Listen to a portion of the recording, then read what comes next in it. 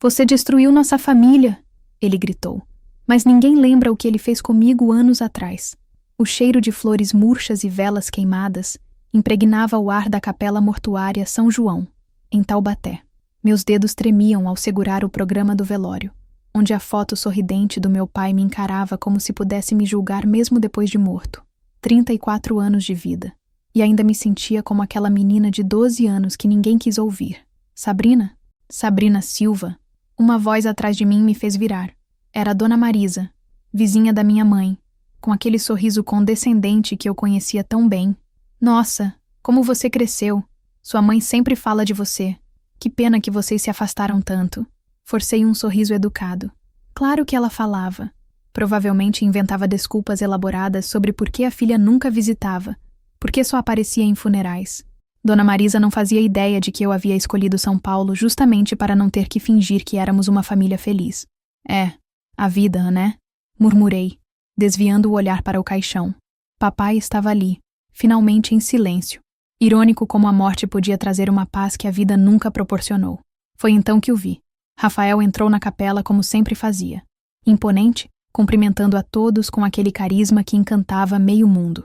Cabelo grisalho nas têmporas, terno impecável, a esposa Maria Fernanda ao lado carregando o filho mais novo no colo. A família perfeita de Taubaté, o exemplo que todos citavam. Nossos olhares se cruzaram por um segundo.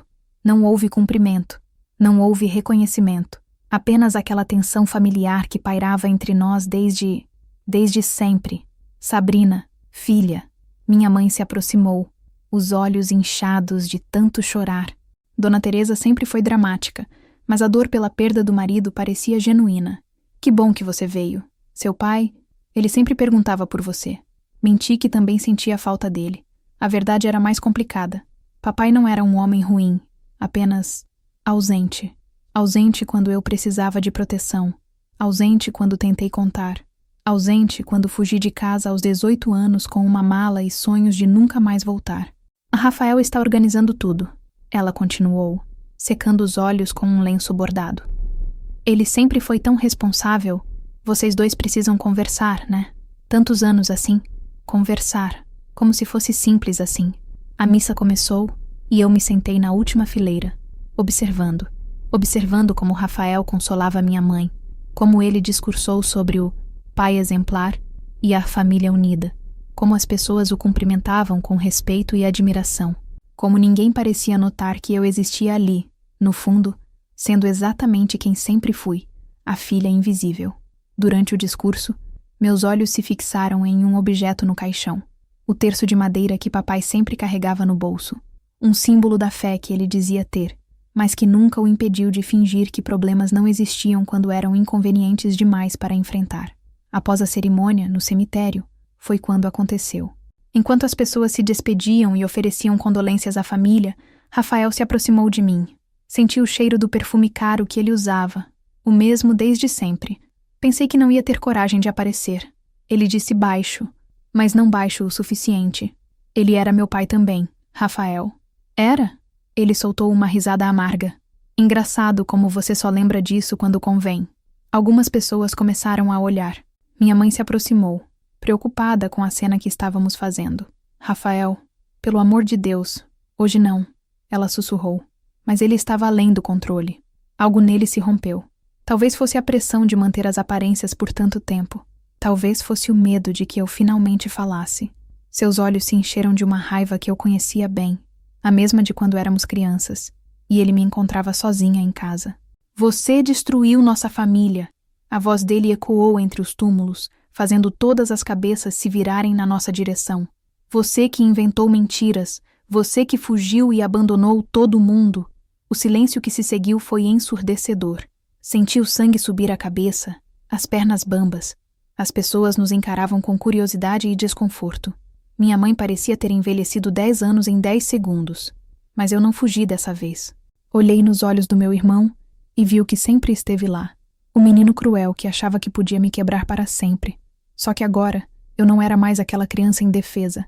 As únicas mentiras aqui, falei devagar, minha voz surpreendentemente firme, são as que vocês contam para si mesmos há 22 anos. E virei as costas. caminhando em direção ao portão do cemitério. Atrás de mim, ouvi minha mãe tentando acalmar Rafael, pedindo desculpas às pessoas, inventando explicações, sempre inventando explicações. Mas dessa vez, eu não estava fugindo, estava apenas saindo. E havia uma diferença gigantesca entre as duas coisas. 3 dias se passaram desde o enterro e eu ainda estava em Taubaté, hospedada no único hotel decente da cidade. Não havia planejado ficar tanto tempo, mas algo me prendia aqui. Talvez a sensação de que fugir novamente seria dar a Rafael exatamente o que ele queria. Estava tomando café da manhã no restaurante do hotel quando o vi. Matheus Cardoso. Cabelo castanho um pouco mais grisalho. A mesma postura descontraída de sempre, mas agora vestindo uma camisa social que o fazia parecer mais sério. Ele me reconheceu na mesma hora e um sorriso genuíno iluminou seu rosto. Sabrina Silva, ele disse, se aproximando da minha mesa. Pensei que fosse você no cemitério, mas não tive certeza. Matheus sorri, e pela primeira vez em dias o sorriso foi real. Como você está? Posso sentar? Ele apontou para a cadeira vazia à minha frente. Ou você está esperando alguém? Só a mim mesma, respondi. E ele riu daquele jeito que me lembrava dos nossos 12 anos, quando ele era o único que não me tratava como a irmã esquisita do Rafael. Ele se sentou e pediu um café. Observei suas mãos enquanto ele mexia o açúcar. Mãos de quem escreve muito. Calejadas, mas cuidadosas. Descobri que ele trabalhava como jornalista no Diário do Vale, o jornal local, e que havia se divorciado há 2 anos. E você? Soube que virou psicóloga. Sempre imaginei que seguiria essa área. Por quê? Perguntei, genuinamente curiosa. Você sempre foi a pessoa que escutava, ele disse depois de uma pausa. Lembra quando meu pai bateu na minha mãe e eu apareci na sua casa chorando? Você tinha uns 13 anos e me deixou falar por horas. Nunca me julgou, nunca tentou consertar. Só escutou. A lembrança veio como um soco. Eu tinha 12 para 13 anos. E Matheus havia aparecido na nossa porta uma noite, depois de ver o pai embriagado agredir a mãe. Conversei com ele no quintal até tarde, enquanto minha mãe dormia e Rafael estava em casa, no quarto dele, provavelmente ouvindo música. Era mais fácil ajudar os outros, murmurei. E você? Precisava de ajuda naquela época? A pergunta me pegou desprevenida. Matheus sempre foi direto, mas havia algo na maneira como ele me olhava, como se realmente quisesse saber, não por curiosidade, mas por preocupação genuína. Todo mundo precisa de ajuda aos 12 anos. Desviei, tomando um gole do café que já estava frio. Sabrina. Ele se inclinou para a frente, baixando a voz. O que aconteceu no cemitério? Rafael parecia fora de si. Senti o peito apertar.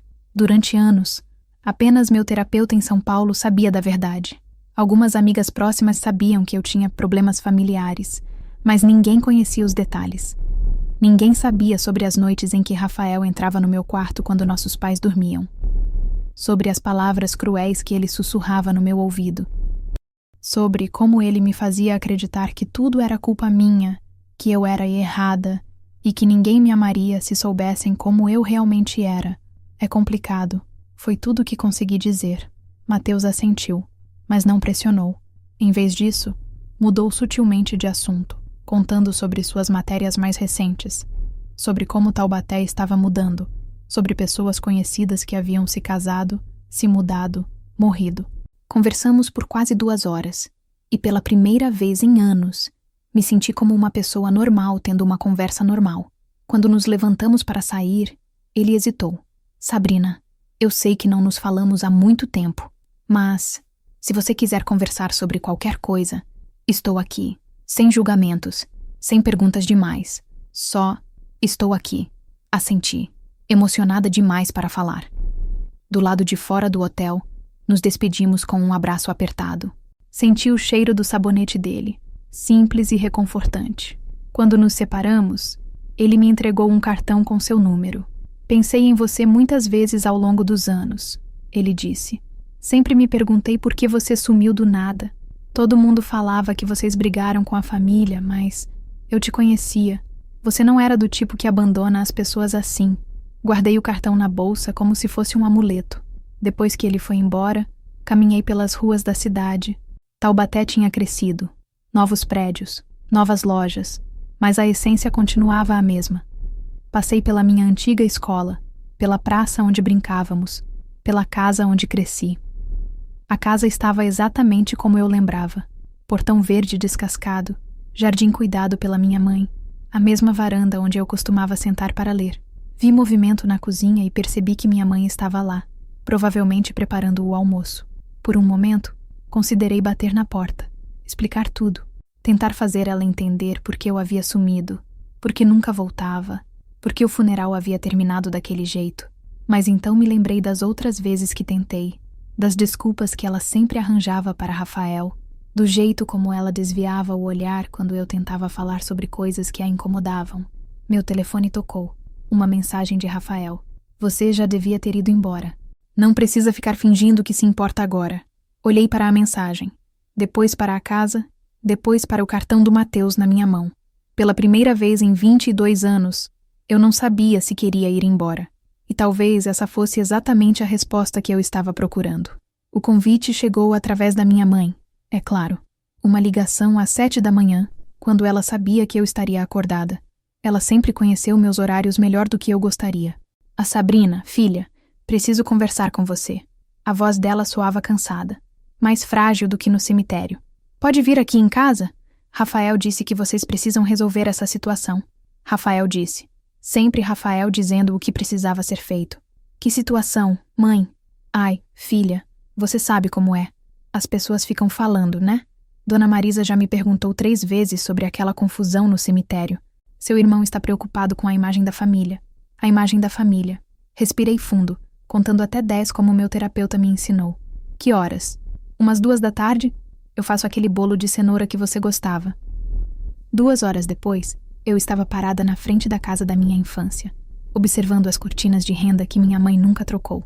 O portão rangeu com o mesmo som de sempre quando o empurrei. Dona Teresa me esperava na varanda, vestindo o avental florido que usava para cozinhar, um sorriso nervoso no rosto. Que bom que você veio, filha. Entra, entra. A casa cheirava a bolo assando e produtos de limpeza. Tudo impecável, como sempre. Minha mãe nunca suportou uma casa desarrumada, talvez porque fosse mais fácil controlar a aparência dos móveis do que a realidade dos sentimentos. Rafael já estava lá, sentado na poltrona que costumava ser do meu pai, folheando seu celular com aquela postura de dono do mundo. Quando me viu, nem se levantou. Pensei que já tinha voltado para São Paulo, ele disse, sem tirar os olhos da tela. Ainda não terminei o que vim fazer aqui. E o que exatamente você veio fazer, além de causar constrangimento? Minha mãe apareceu da cozinha carregando uma bandeja com café e pedaços do bolo. As mãos dela tremiam ligeiramente, algo que eu não havia notado antes. Gente, por favor, somos uma família. Precisamos nos entender. Sentei no sofá onde costumava ler quando criança, observando os dois. Rafael continuava mexendo no celular, fingindo que minha presença não o afetava. Minha mãe arrumava e desarrumava as coisas na mesa de centro, evitando olhar diretamente para qualquer um de nós. Mãe, comecei devagar. Você se lembra de quando eu tentei conversar com você sobre o Rafael? Eu tinha uns 12, 13 anos. O silêncio que se seguiu foi pesado. Rafael finalmente largou o celular e me encarou. Havia algo perigoso em seus olhos. Sabrina. Não, minha mãe sussurrou. Não o quê, mãe? Não falar sobre isso? Igual não falamos por 22 anos? Você sempre foi dramática, Rafael disse, mas sua voz não soava tão controlada quanto antes. Sempre inventando coisas para chamar atenção. Inventando. Senti o sangue ferver. Você quer mesmo falar sobre inventar coisas na frente da mãe?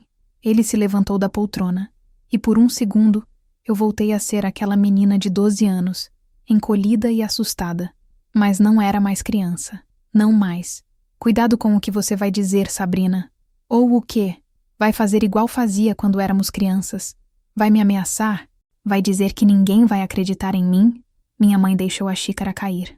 O barulho da porcelana se estilhaçando no chão ecoou pela sala como um tiro. Pelo amor de Deus! O que está acontecendo aqui? Ela gritou. E pela primeira vez em anos, sua voz não era controlada. Era desespero puro. Rafael e eu nos encaramos. Senti que estávamos no limite de algo que não tinha volta. Ele sabia que eu sabia. Eu sabia que ele sabia que eu sabia. E minha mãe sabia que sempre soube, mas nunca quis saber. Conta para ela, Rafael, sussurrei. Conta o que você fazia comigo quando eles dormiam. Conta sobre as ameaças. Conta sobre como você me convenceu que eu era problemática, que era culpa minha, que eu era nojenta. Para! Ele gritou, perdendo completamente a compostura. Para de inventar essas mentiras. Mas sua voz estava quebrando.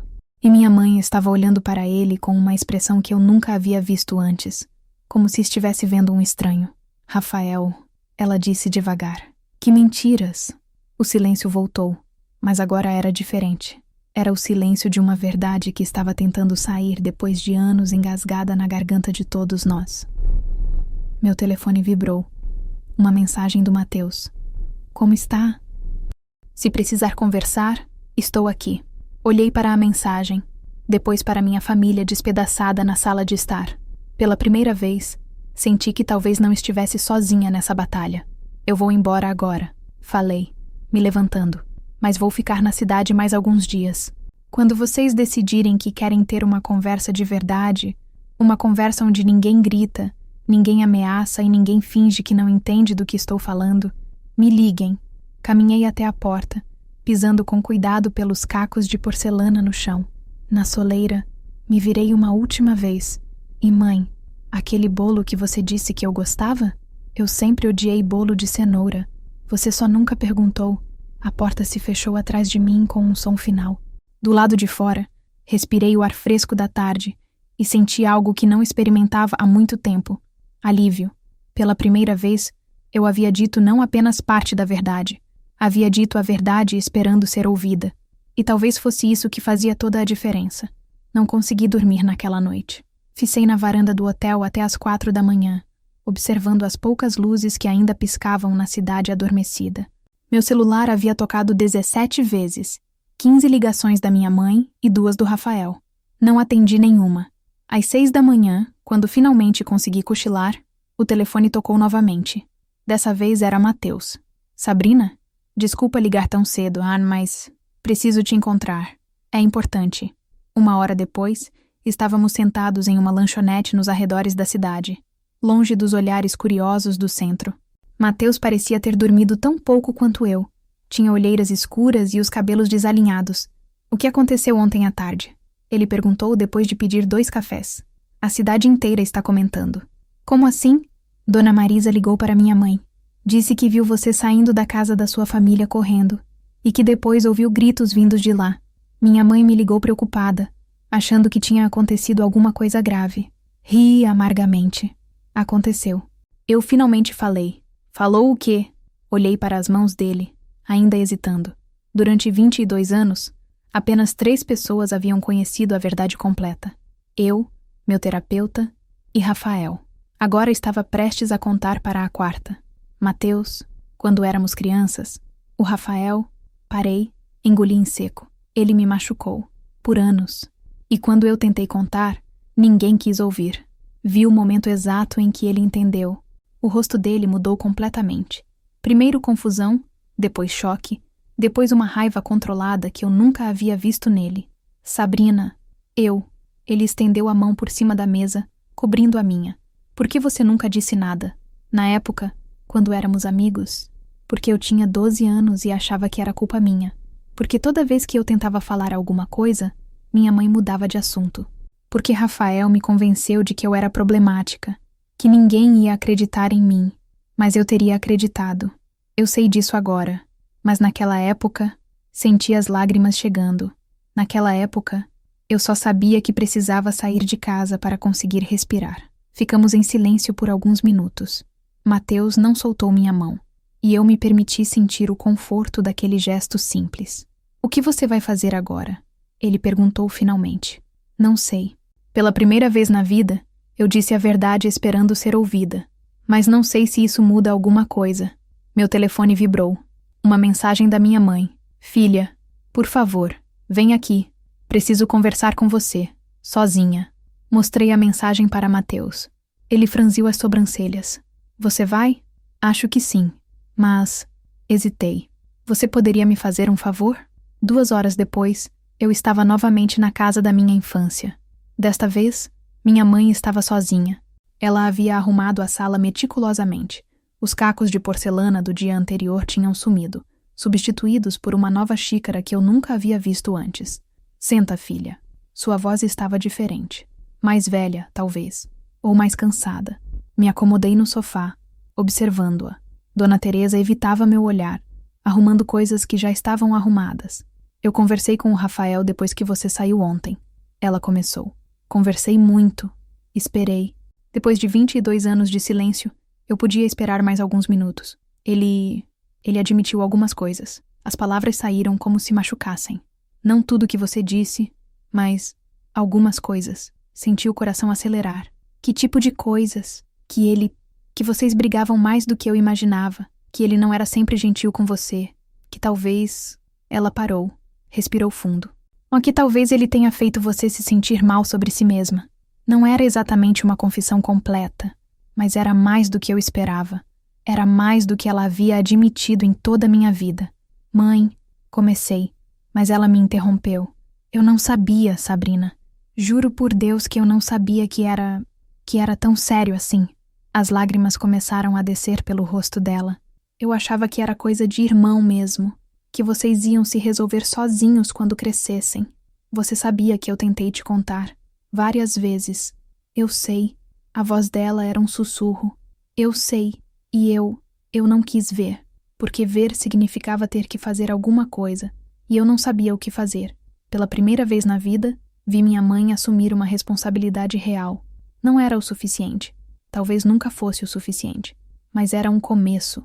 O que você quer de mim agora, mãe? Eu quero que você me perdoe. E eu quero que você me deixe tentar ser a mãe que eu devia ter sido 20 anos atrás. Olhei para ela. Realmente olhei. Vi uma mulher de 64 anos que havia passado a vida inteira fugindo de verdades inconvenientes. Vi uma mulher que finalmente estava pronta para parar de correr. Meu telefone vibrou discretamente. Uma mensagem do Mateus. Está tudo bem? Lembra que combinamos de você me mandar um sinal a cada hora? Esse era o favor que eu havia pedido. Alguém que soubesse onde eu estava. Alguém que se importasse se algo desse errado. Alguém que acreditasse em mim sem questionar. Mãe, falei, guardando o celular. Perdoar é um processo longo. Não é algo que acontece em uma conversa. Eu sei. Mas eu posso tentar. Se você realmente quiser tentar também. Ela assentiu, ainda chorando. E pela primeira vez em 22 anos, minha mãe se levantou do sofá e veio me abraçar. Um abraço de verdade, não daqueles protocolares de visita rápida.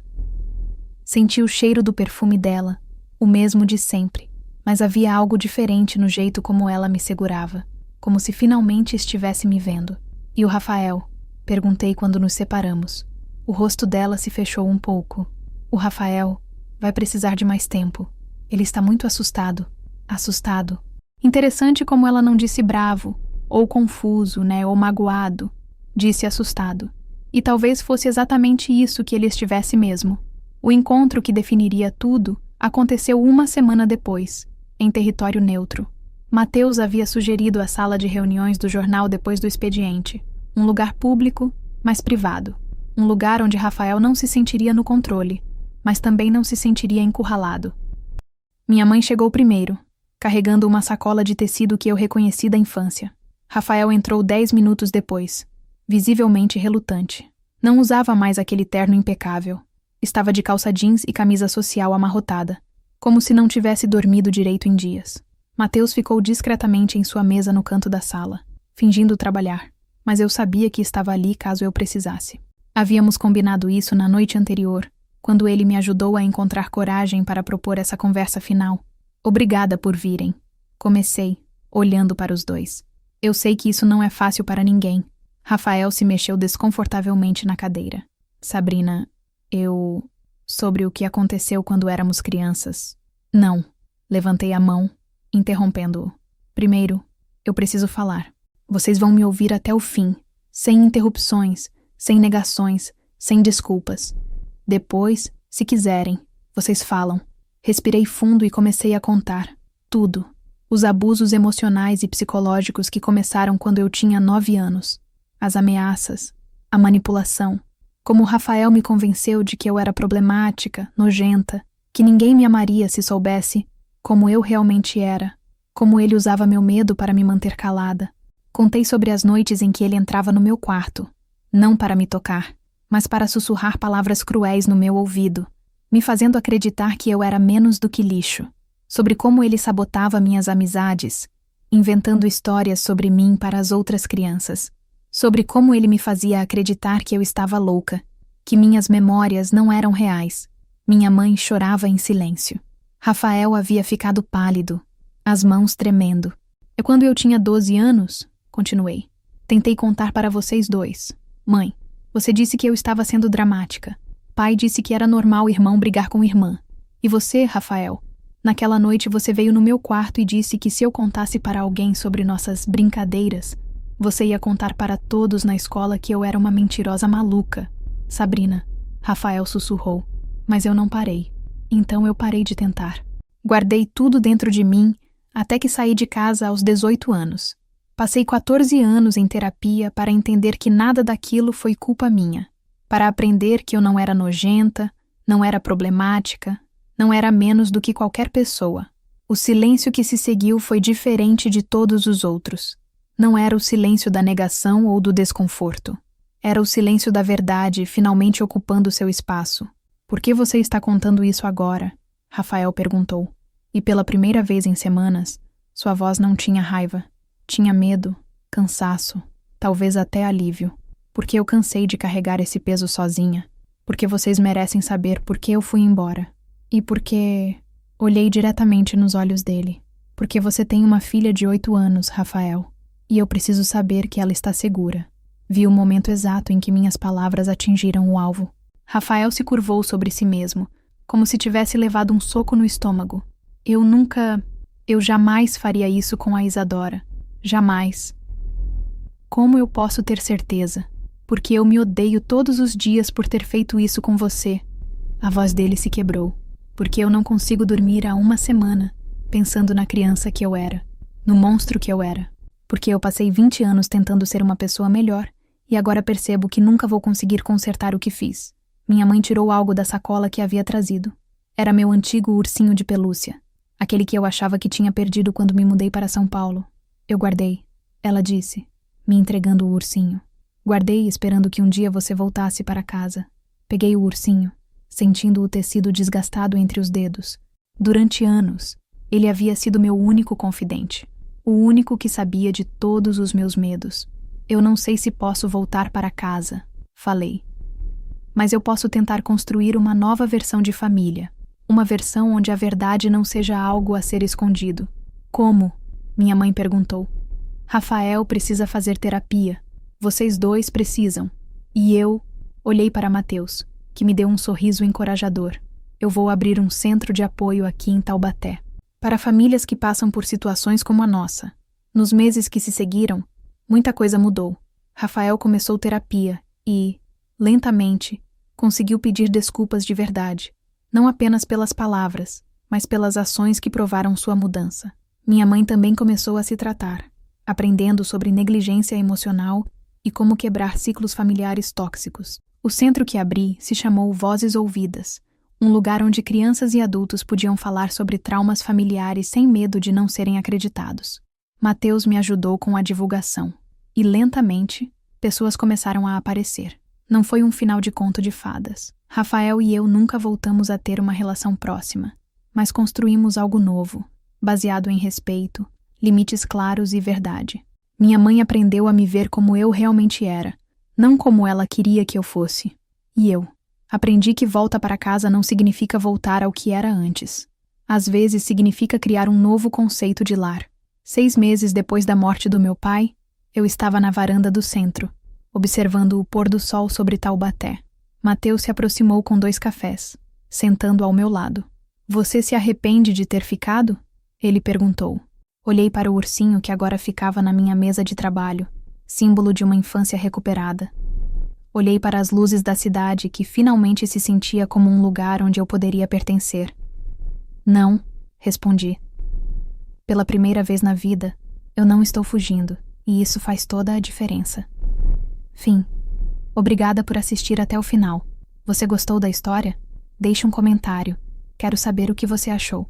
Não se esqueça de deixar seu like e se inscrever agora para receber mais relatos emocionantes que você não vai querer perder. Ative o sino para ser notificado sempre que um novo vídeo for lançado. Vejo você na próxima história. Muito obrigada.